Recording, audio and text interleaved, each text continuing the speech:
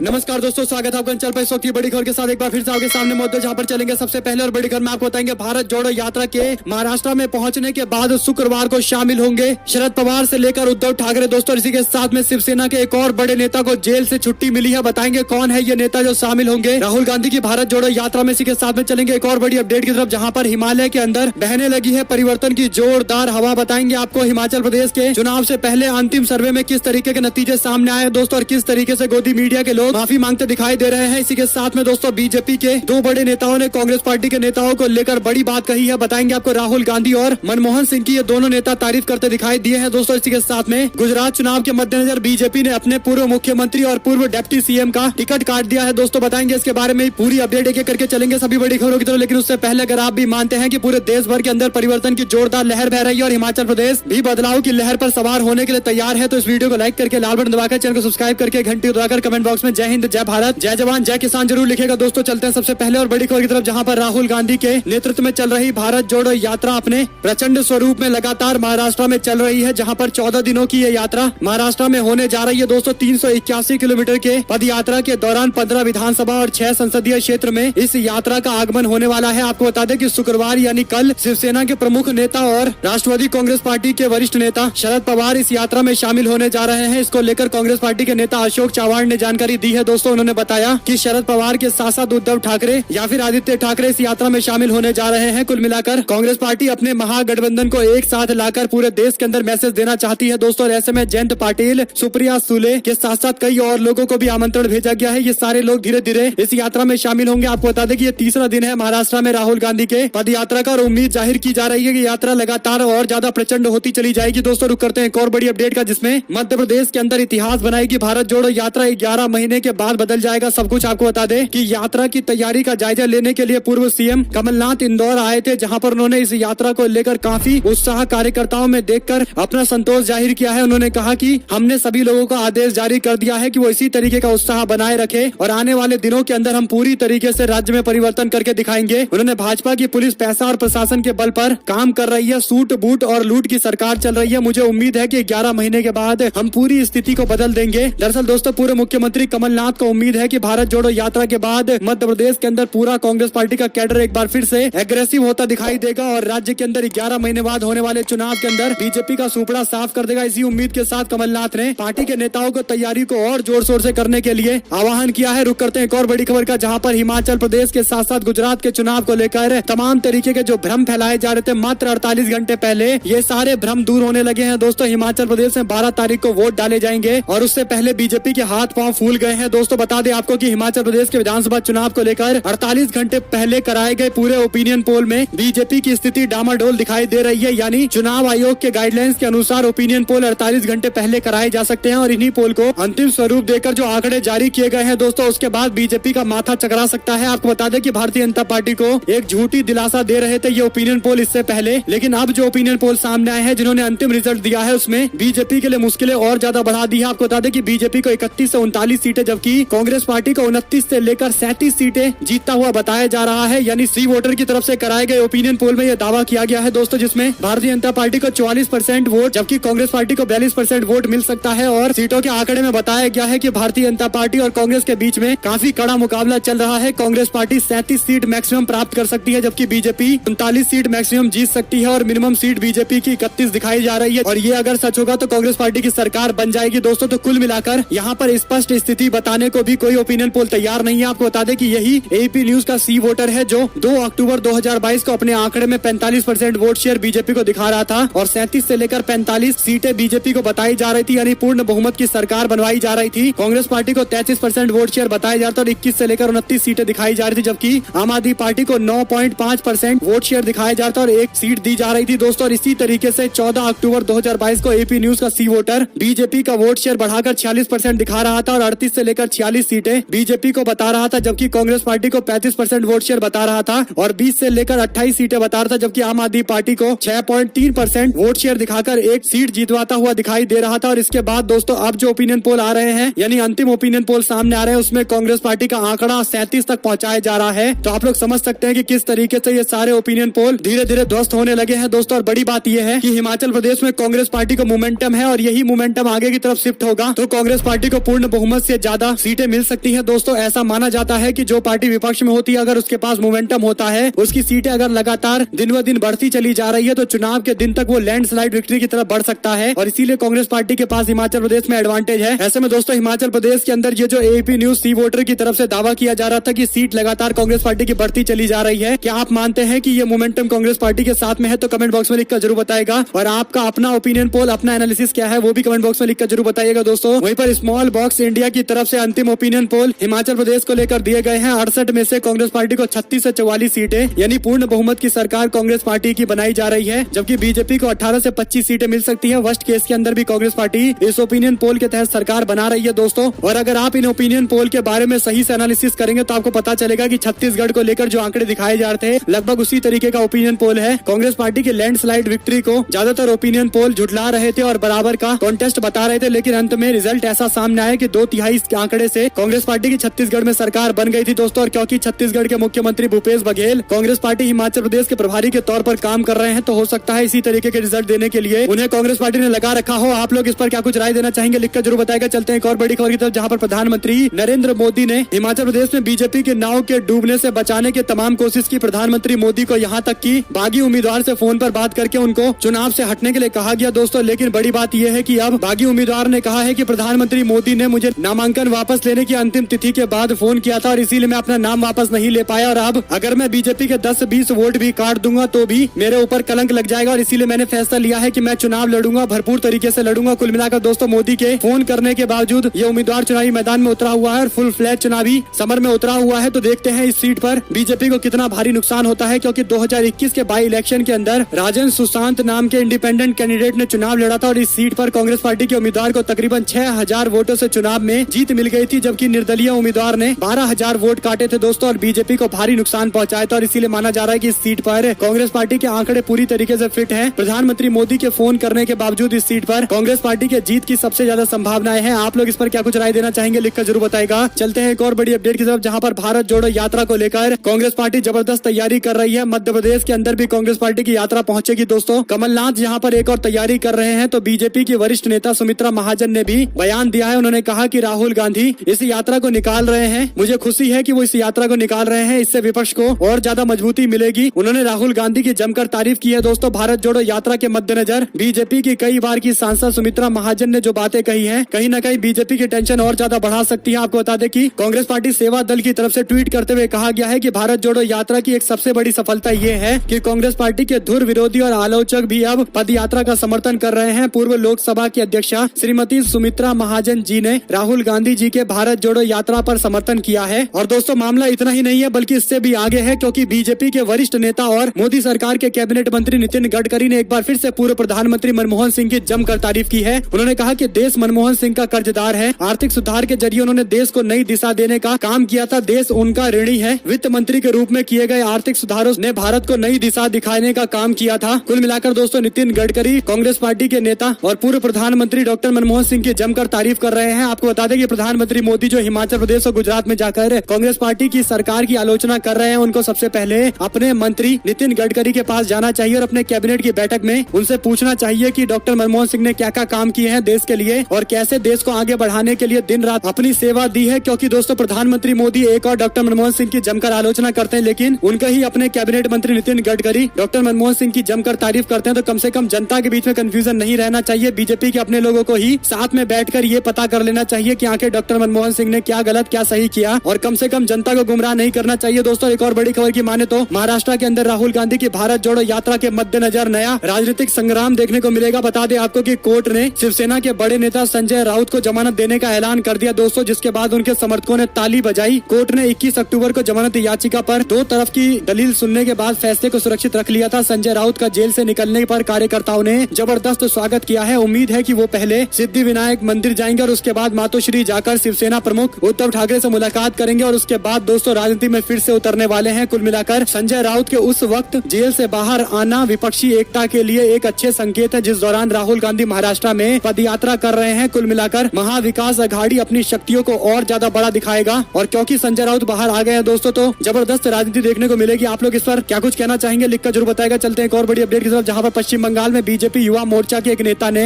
प्रदेश BJP के कानूनी प्रकोष्ठ के प्रभारी लोकनाथ चटर्जी चटर्जी पर यौन उत्पीड़न का आरोप लगाया है। युवा मोर्चा के नेता ने अध्यक्ष जेपी नड्डा को लिखे लेटर में चटर्जी के खिलाफ कई सारी बातें कही और कार्रवाई की मांग की गई है। दोस्तों तो आप लोग समझ सकते हैं कि इस तरीके का मामला बीजेपी में कैसे निकलकर सामने आ रहा है। एक और बड़ी खबर की माने तो गुजरात के चुनाव के मद्देनजर बीजेपी को दो बड़े नेताओं पर भरोसा नहीं रहा। 2022 के विधानसभा चुनाव के मद्देनजर बीजेपी ने पूर्व सीएम विजय रूपानी और पूर्व deputy CM Nitin Patel election नहीं लड़ेंगे, इसका ऐलान किया है। दोस्तों पूर्व मुख्यमंत्री विजय रूपानी ने ऐलान किया है कि वो फैसला ले चुके हैं कि इस बार चुनाव नहीं लड़ेंगे। दरअसल बीजेपी के केंद्रीय चुनावी कमेटी की तरफ से संकेत दिए गए हैं दोस्तों, जिस पर विजय रूपानी ने खुद मोहर लगा दिया है। लेकिन बड़ी बात यह है कि पूर्व डिप्टी सीएम नितिन पटेल क्या मानेंगे, क्योंकि उन्होंने हाल फिलहाल के अंदर एक बयान देते हुए कहा था कि वो मेहसाणा विधानसभा क्षेत्र को अपनी कर्मभूमि समझते हैं और इसीलिए उन्हें यहीं से टिकट मिलना चाहिए। यानी बीजेपी में टिकट बंटवारे से पहले ही उन्होंने इशारों में मीडिया में आकर ये बात कह दी थी कि वो चुनाव लड़ेंगे दोस्तों। और जिस दौर में पाटीदार समाज का बड़ा आंदोलन चल रहा था उस दौर में बीजेपी को अगर किसी ने पाटीदार समाज से जुड़े हुए वोट दिलवाए तो वो नितिन पटेल थे, लेकिन अब उनको अलग थलग किया जा रहा है। देखते हैं इस मामले पर आगे क्या कार्रवाई की जाती है और क्या मेहसाणा से उनको टिकट नहीं मिलेगा तो नितिन पटेल घर पर बैठेंगे या फिर कांग्रेस पार्टी ज्वाइन करेंगे। जो भी पल की सारी बड़ी अपडेट आएगी आप तक लगातार पहुंचाते रहेंगे। रुक करते हैं एक और बड़ी खबर का, जहां पर हिमाचल प्रदेश और गुजरात के चुनाव के तारीखों के ऐलान के बाद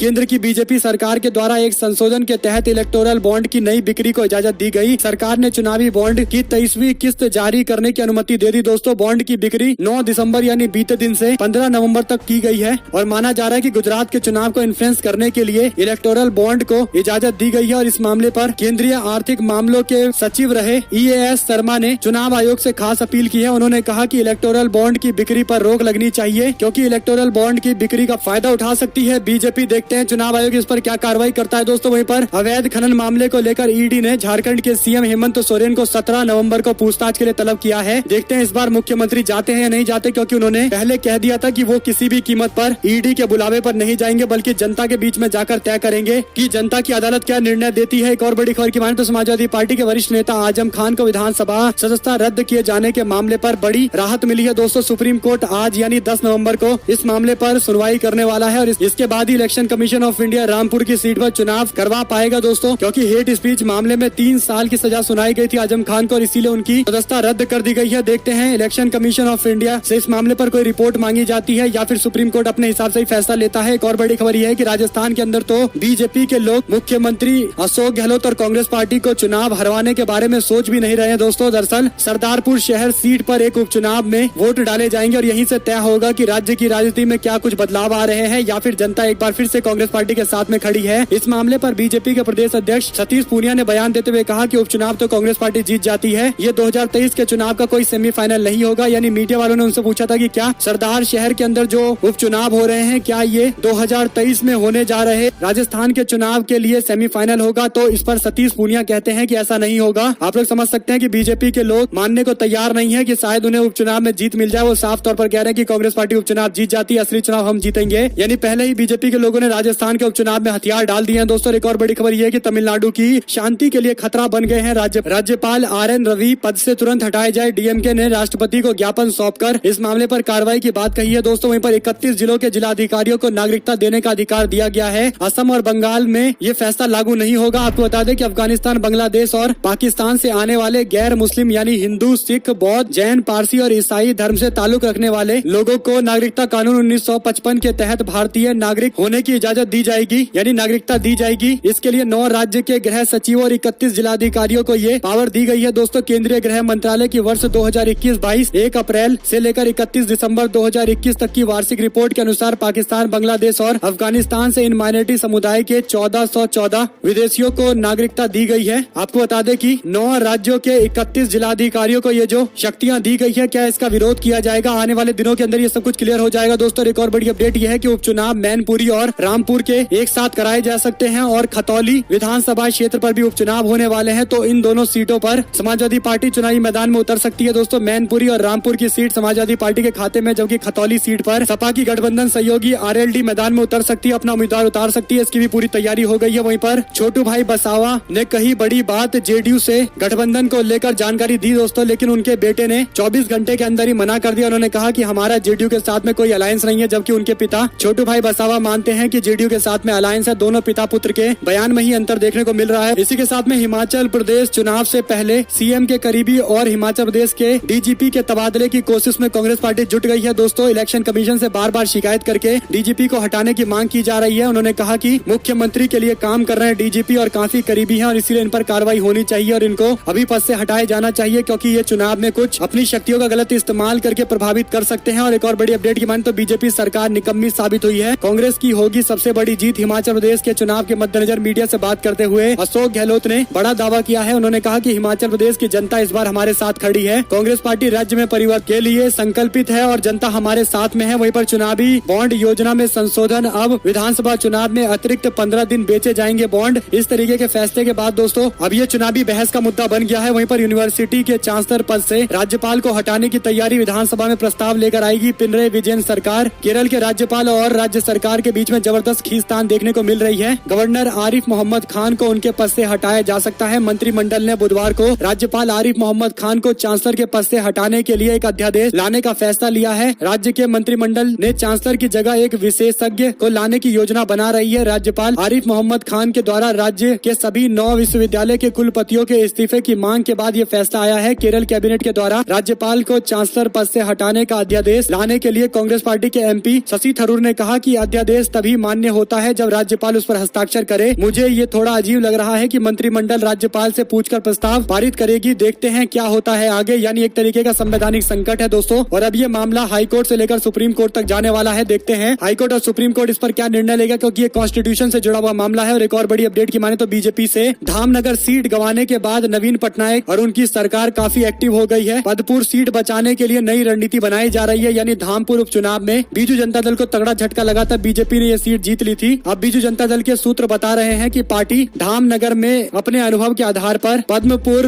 विधानसभा उपचुनाव के मद्देनजर पश्चिम क्षेत्र के नेताओं पर विश्वास करेगी। पार्टी के नेता ने कहा है कि भाजपा धामनगर में लोगों के बीच में सफलतापूर्वक ऐसी छवि बना पाई कि पड़ोसी जाजपुर जिला के नेता उपचुनाव के लिए फैसले ले रहे हैं, जबकि स्थानीय नेताओं को नजरअंदाज किया जा रहा है। इस तरीके का एक माहौल बनाया गया जिसका एडवांटेज बीजेपी को मिला। लेकिन हम लोग इस बार नई रणनीति के तहत सामने आ रहे हैं। और एक और बड़ी खबर की माने तो राज्यपाल आरिफ मोहम्मद खान एक और तो सरकार से फंसे हुए दोस्तों, और दूसरी ओर अब पत्रकारों ने भी मोर्चा खोला है। पत्रकारों ने विरोध करते हुए राजभवन की तरफ मार्च करते हुए जबरदस्त बयान दिया है। उन्होंने कहा कि हमारे पत्रकार फ्रेटर्निटी के लोगों को उन्होंने फटकार लगाते हुए कहा था कि आप यहाँ पर मत रहिए, आप मेरे खिलाफ प्रोपेगेंडा चलाते हैं, आप इस प्रेस कॉन्फ्रेंस में नहीं आ सकते हैं। इस तरीके की बातें उन्होंने की थी, अपमानित किया था। जिसके बाद हम सारे पत्रकार फ्रेटर्निटी के लोगों ने राज्यपाल के उस फैसले का विरोध किया है और राजभवन तक पैदल मार्च निकालकर अपनी नाराजगी स्पष्ट की है। वहीं पर गोवा पंजाब विधानसभा चुनाव के लिए आम आदमी पार्टी को फंड दिया था मैंने। ये बयान सुकेश चंद्रशेखर ने अपने लेटर में एक बार फिर से देकर दिल्ली में फिर से लेटर बम फोड़ा है। दोस्तों आपको बता दें कि सुकेश ने आरोप लगाया है कि आम आदमी पार्टी ने पंजाब और गोवा के चुनाव के मद्देनजर पैसों की मांग की थी और इसके लिए उन्होंने आम आदमी पार्टी को खूब जमकर फंड भी किया था। सुकेश चंद्रशेखर के लेटर के बाद एक और राजनीतिक घमासान देखने को मिल रहा है। जैसे जैसे आम आदमी पार्टी पर खुलासे हो रहे हैं वैसे वैसे आम आदमी पार्टी के बड़े बड़े नेता नपते दिखाई दे रहे हैं दोस्तों। वहीं पर G20 बैठक इस बार भारत में होने वाली है। दुनिया भर के सबसे बड़े 20 देशों के डेलीगेशन के लोग भारत पहुंचेंगे दोस्तों और यहाँ पर G20 की बैठक होगी। इसमें प्रेसिडेंट से लेकर प्राइम मिनिस्टर जैसे बड़े बड़े पद वाले व्यक्ति पहुंचेंगे। रूस के राष्ट्रपति, अमेरिका के राष्ट्रपति के साथ साथ चाइना के राष्ट्रपति और ब्रिटेन के प्राइम मिनिस्टर, ऑस्ट्रेलिया के प्राइम मिनिस्टर और फ्रांस के राष्ट्रपति सभी के सभी आने वाले दोस्तों। इसकी तैयारी के लिए भारत ने G20 का एक लोगो जारी किया है जिसमें कमल का चिन्ह इस्तेमाल किया गया है, जिसका विरोध करते हुए कांग्रेस पार्टी ने कहा कि बीजेपी के लोग इतने बेशर्म हैं कि देश की प्रतिष्ठा को भी आंच आने से नहीं बचाते हैं और G20 जैसे समारोह के लिए जो लोगो बनाया जा रहा है उस पर अपना कमल का चिन्ह छपवा रहे हैं। कांग्रेस पार्टी के वरिष्ठ नेता जयराम रमेश ने G20 समिट पर बीजेपी के लोगों पर नाराजगी जताते हुए जवाहरलाल नेहरू का हवाला देते हुए कहा कि उन्होंने कांग्रेस पार्टी के झंडे को भारत का झंडा बनाने के प्रस्ताव को खारिज कर दिया था, लेकिन बीजेपी के लोग अपना चुनाव चिन्ह इस तरीके के लोगों पर लगाकर अपनी बेशर्मी दिखा रहे हैं। वहीं पर मैनपुरी के लोकसभा चुनाव और खतौली विधानसभा उपचुनाव को लेकर सुभाषपा ने अपने उम्मीदवार उतारे हैं। सुभाषपा ने दोस्तों 2 उम्मीदवारों का ऐलान किया है, जिसमें मैनपुरी उपचुनाव में रमाकांत कश्यप को प्रत्याशी बनाया गया है, जबकि खतौली में रमेश प्रजापति को मैदान में उतारा गया है। देखते हैं इन दोनों उम्मीदवार के कारण किसको नुकसान किसको फायदा पहुंचता है। वहीं पर मल्लिकार्जुन खड़गे 12 नवंबर को जारी कर सकते हैं कांग्रेस पार्टी के गुजरात में घोषणा पत्र। माना जा रहा है कि पार्टी इसमें बड़े बड़े वादे करेगी, बिजली से लेकर अस्पताल और स्कूल की बात की जाएगी। दोस्तों वरिष्ठ नेता 12 नवंबर को अहमदाबाद में पहुंच रहे हैं और इसी दौरान हिमाचल प्रदेश में वोट भी डाले जाएंगे और कांग्रेस पार्टी अपनी घोषणा भी करेगी गुजरात के अंदर। वहीं पर गुजरात के विधानसभा चुनाव के मद्देनजर नीतीश कुमार से जब सवाल पूछा गया तो उन्होंने चुप्पी साधते हुए कहा कि इस पर बयान तो हमारे राष्ट्रीय अध्यक्ष देंगे, यानी जेडीयू के राष्ट्रीय अध्यक्ष ही बताएंगे हमारी क्या रणनीति है। मैं तो कुछ नहीं कह सकता, अगर वो रणनीति बनाएंगे तो उस पर सारे लोग अमल करेंगे, उन्हीं का फैसला हम लोग मानते हैं। साथ ही साथ किसानों के आंदोलन में शामिल शामिल हुई मेधा पाटकर, कहा सबसे खतरनाक है गैर बराबरी का वायरस, जिसके कारण जनता काफी ज्यादा त्रस्त हो गई है। वहीं पर ममता बनर्जी बोली, कहा 2024 में सत्ता में नहीं लौटेगी बीजेपी, सियासी हालात बदल चुके हैं। ममता बनर्जी ने जोरदार हुंकार भरी है दोस्तों। वहीं पर कर्नाटका के कांग्रेस पार्टी के नेता ने माफी मांगते हुए हिंदू शब्द को लेकर जो गलत व्याख्या की थी उस पर यह बात कही। उन्होंने कहा कि जो कुछ भी मैंने कहा मैं उसके लिए माफी मांगना चाहता हूं। हिंदू शब्द की व्याख्या वाली टिप्पणी मैं वापस लेना चाहता हूं। वही आपको बता दें कि मल्लिकार्जुन खड़गे बोले, कहा हम प्रधानमंत्री मोदी की तरह झूठे वादे नहीं करते, हिमाचल प्रदेश हमने जो कहा है वो करेंगे और इसीलिए आप लोग हमारी बातों पर विश्वास करिए। अगर आप लोग को दोस्तों एक भी खबर अच्छी लगी हो तो इस वीडियो को लाइक करके लाल बटन दबाकर चैनल को सब्सक्राइब करके घंटे दबाकर हमारे साथ लगातार बने रहिएगा। जुड़े दोस्तों का बहुत बहुत धन्यवाद। देख रहे थे आपका अपना चैनल जय हिंद, जय भारत, वंदे मातरम।